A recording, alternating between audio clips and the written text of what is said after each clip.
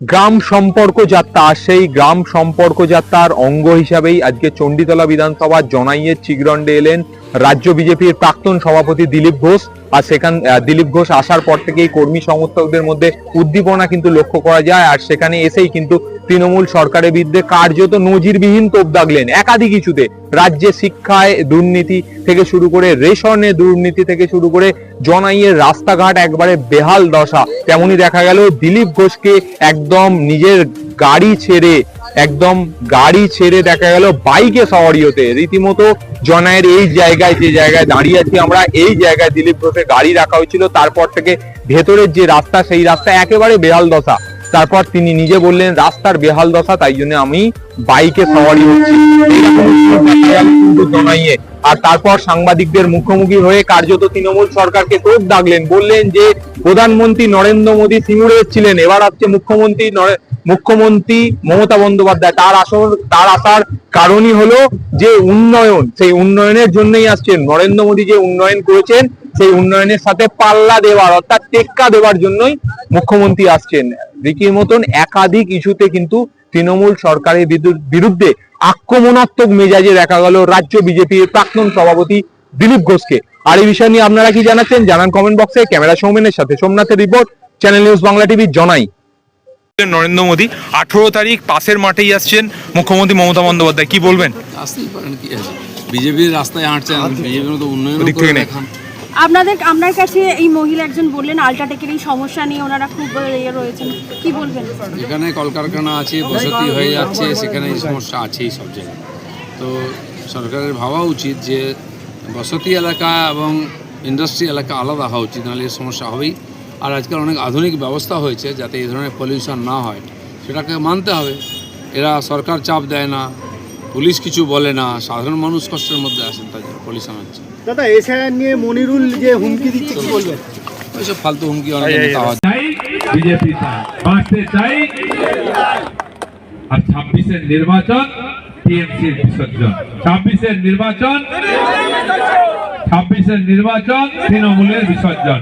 এই বিসর্জন দিতেই হবে, নাহলে আমরা একবার উপাস থেকে উদ্বাস্ত হয়ে এসেছি, আর একবার পশ্চিমবাংলা থেকে উদ্বাস্ত হয়ে যাব। কোথায় যাব? আন্দামানে গেছে লোকেরা, উড়িষ্যায় গেছে, আমি সব জায়গায় গেছি। পিলিভিট, সেই জঙ্গলে বাঘের সঙ্গে উত্তরপ্রদেশে 2.5 লক্ষের বেশি মানুষ থাকেন ওপার বাংলাতে, কর্ণাটকে, মধ্যপ্রদেশে, মহারাষ্ট্রে, সব জায়গায় কলোনি করে পুরো বাংলার লোকেরা। কি অন্যায় করেছিল আমরা? আমাদের বাপ ঠাকুরদা লড়াই করেছিল ওখানে দেশের স্বাধীনতার জন্য, একবার লড়লো, দেশ ভাগ হয়ে গেল, আমরা হয়ে গেলাম ওখানে পরবাসী। আবার জয় বাংলা আন্দোলন হলো, আমরা আবার লড়াই করলাম, জয় বাংলা স্বাধীন হলো, কিন্তু আমরা উদ্বাস্ত হয়ে গেলাম। এখন অত্যাচার চলছে, আর ওখানেও চলবে, আবার এখানেও চলবে। তাহলে এখানে এসে লাভ কি হলো? কেন দেশ বাদ চেয়েছিলাম? রাত্রেবেলা অন্ধকারে বাড়িতে হেরিকেন চালিয়ে দিয়ে, রেডিও চালিয়ে দিয়ে আমরা চলে এসলাম, কেউ জানতে না পারে আমরা যাই। তারপরেও বর্ডারে তখন বিডিআর ছিল, অন্ধকারে চুপি চুপি যায়, মা, ঠাকুমা, বাবা, যেটা ধরছে, এই কর্তা বুঝা অনেক দিন তো শাশুর বাড়ি রইলেন, বাপের বাড়ি যাইতে আসেন। তারপরে ঠাকুমার ট্যাগ থেকে টাকা পয়সা শোনা দাঁড়া, মায়ের গলার থেকে চেন কিনে নিল, বাপ দাদাকে মেরে টাকা পয়সা ছাড়িয়ে নিল। তারপরেও শান্তি নাই, শাশুর বাড়িতে অনেক দিন রয়েছে, বাপের বাড়ি যাইতে আসেন, মাইয়া ধরে দিয়া যান। সঙ্গে যে সমর্থী মেয়ে ছিল, যুবতী বোন, তাকে নিয়ে গেছে, আজ খোঁজ পাইনি। কি হয়েছে কিনা অনেকে স্বীকার করেন, এমন কোন পরিবার নেই যার সঙ্গে হয়নি। আবার কি সেই পরিবেশে ফিরে যেতে চান, সেই পরিস্থিতিতে? এই বাংলায় এসছি, এই বাংলায় আমরা থাকবো। কালী পূজা, লক্ষ্মী, সরস্বতী পূজা হবে, হরিচাঁদ গুরুচাঁদের পূজা আমরা এখানেই করবো, হরি মন্দির করবো, কোথাও যাবো না। তার জন্য লড়াই করতে হবে। শেষ লড়াই পশ্চিমবাংলায়, সারা ভারতবর্ষে আমরা জিতেছি, এখানেও বিজেপি জিতবে। এবং এই যারা করছে উল্টো পাল্টা, সবকে জেলে যেতে হবে, জেলে ভাত খেতে হবে, কাউকে ছাড়া হবে। এসআইআর হবে, ভোট হবে, সেন্ট্রাল ফোর্স আসবে, দরকার রাষ্ট্রপতি শাসন হবে, কিন্তু ভোট ঠিকঠাক হবে। যারা সত্যিকারের ভোটার তারা ভোট দেবে, তাদের ভোটে এখানে সরকার হবে।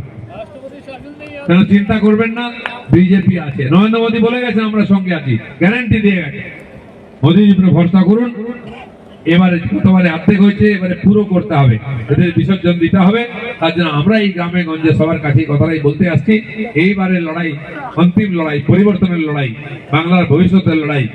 তাই সবাইকে বলুন, নিজের পরিচিত, বন্ধু বান্ধব, আত্মীয় স্বজন সবাইকে বলুন, বাঁচতে চাই বিজেপি। তাই বিজেপিকে একবার জেতান, বিজেপি পশ্চিমবাংলার পরিবর্তন করবে, সবার জীবনের পরিবর্তন করবে। এই কয়েকটি কথা বলে সন্ধ্যাবেলা সবাই এসছেন, আমাদের কথা শুনেছেন, সবাইকে ধন্যবাদ। ভারত মাতা কি।